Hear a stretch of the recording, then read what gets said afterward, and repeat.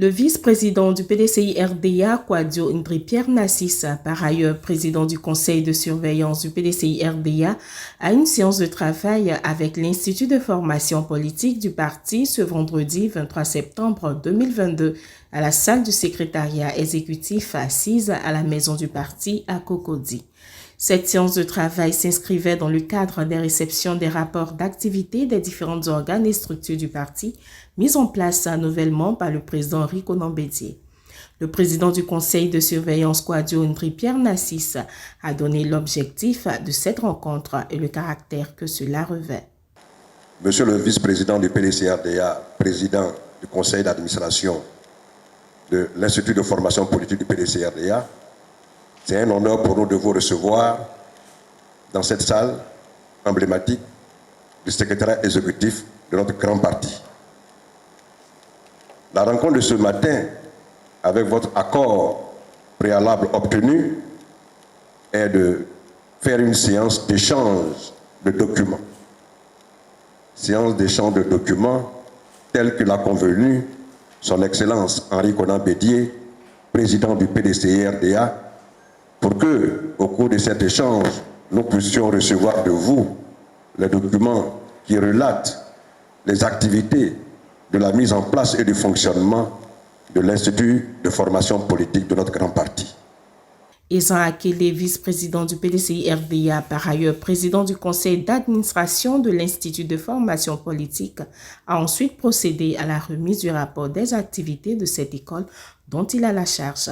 L'Institut est chargé de former l'ensemble des militants. Donc, rappel historique,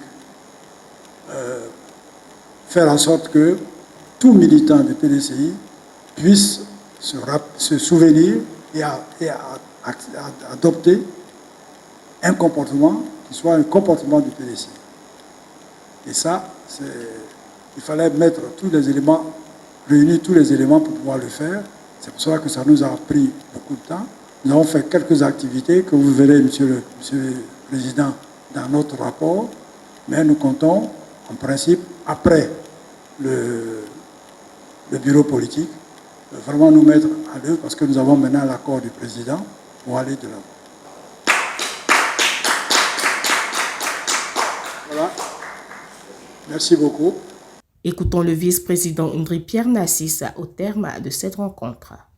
À ce jour, nous avons reçu les rapports du secrétariat exécutif du PDCI-RDA, de la commission économie sociale et culturelle.